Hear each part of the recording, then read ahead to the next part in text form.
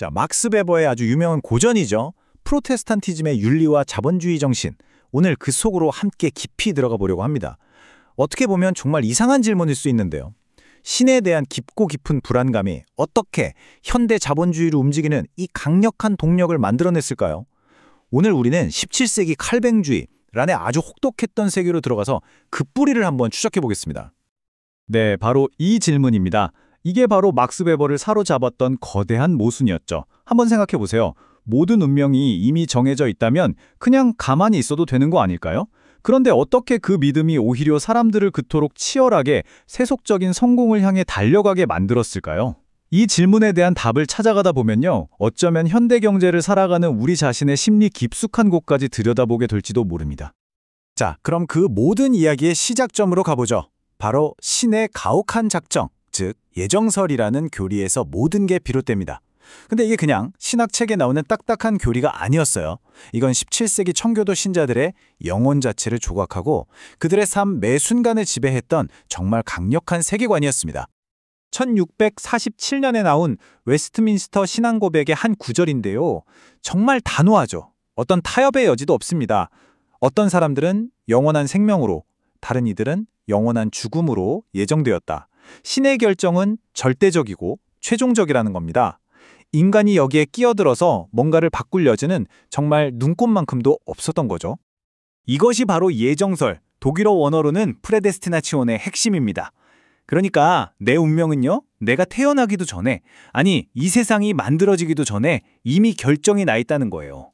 내가 아무리 착한 일을 하고 아무리 간절하게 기도를 해도 그 판결은 절대로 뒤집을 수가 없었습니다. 이 믿음은요. 신과 인간 사이에 정말 건널 수 없는 아주 깊고 거대한 벽을 세워버린 거죠. 이제 인간의 삶의 목적은 개인의 행복이나 구원이 아니라 오직 저 멀리 계신 신의 영광, 그것 하나뿐이었습니다. 자, 이렇게 절대적이고 도무지 이해할 수 없는 신의 교리 앞에서 개인은 어떻게 될까요?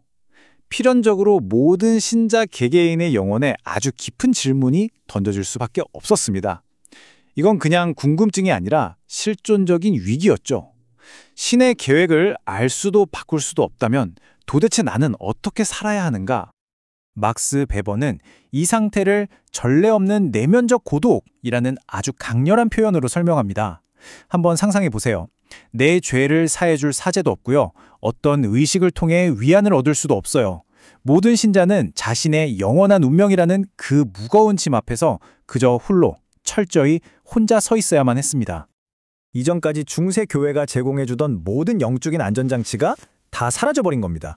사제, 도움이 안 돼요. 성사, 은총을 주지 못해요. 교회 열심히 다닌다고요? 그것도 구원을 보장해주지 않아요. 이 모든 것이 사라진 그 텅 빈 자리에는요. 결국 단 하나의 정말 끔찍하고 모든 것을 집어삼키는 질문만이 남게 됩니다. 나는 과연 선택받은 자인가? 이 질문이 그들의 삶 전체를 지배하는 떨쳐내려야 떨쳐낼 수 없는 거대한 불안의 근원이 된 겁니다. 오늘 먹고 사는 문제, 그런 세속적인 걱정들은요, 이 영원한 운명에 대한 불안 앞에선 정말 사소한 게 되어버렸죠. 자, 신의 마음을 바꿀 수는 없습니다. 그렇다면 인간이 할 수 있는 건 뭘까요?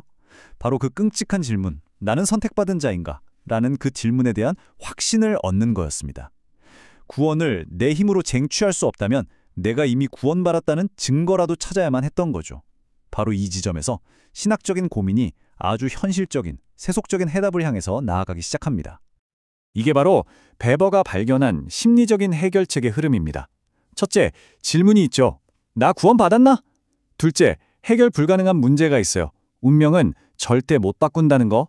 그럼 셋째, 해답은 운명을 바꾸는 게 아니라 내가 이미 선택받았다는 증표, 즉 증거를 찾는 쪽으로 방향이 바뀐 겁니다. 그래서 당시 목회자들도 신자들에게 은총을 달라고 기도하라고 말하는 대신에 그 은총의 증거를 당신의 삶 속에서 스스로 발견하라고 조언하기 시작했습니다. 그럼 그 증거를 어디서 찾을 수 있을까요? 바로 일이었습니다.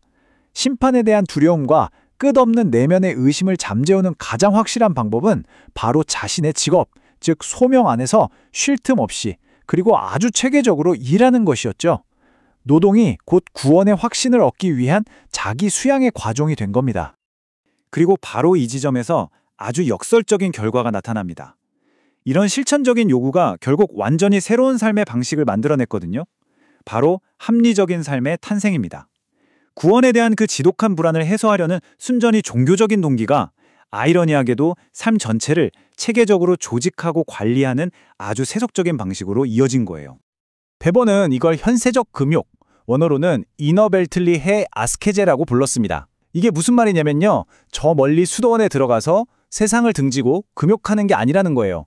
내가 발 딛고 있는 이 현실, 내 직업과 일상생활, 바로 그 한가운데에서 수도사와 같은 엄격한 자기 통제와 규율을 실천하는 거죠. 모든 신자는 자신의 모든 행동을 통해 끊임없이 자신의 믿음을 스스로에게 그리고 신에게 증명해야만 했습니다.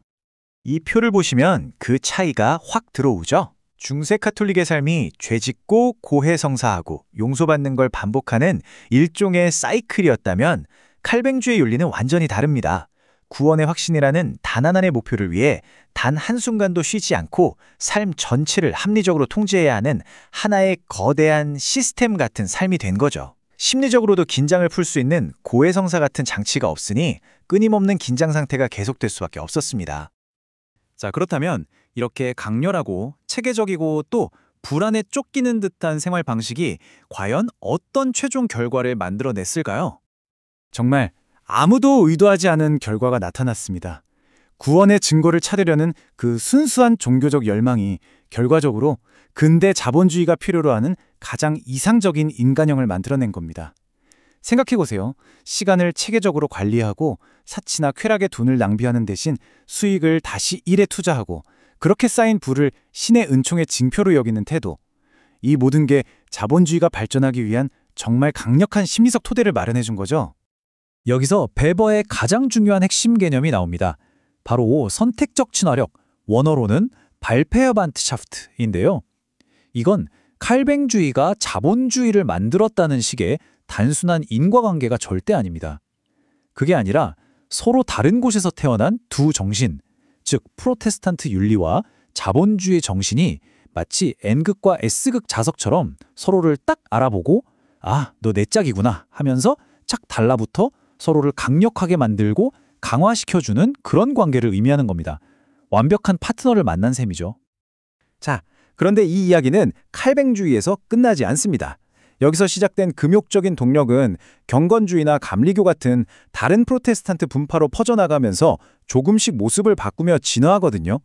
이 정신이 과연 어떻게 발전해서 오늘날 우리가 아는 근대적인 노동윤리의 완전한 그림을 완성하게 되었을까요? 그 이야기는 저희가 다음 분석에서 더 깊이 다뤄보도록 하겠습니다. 오늘 함께 해주셔서 감사합니다.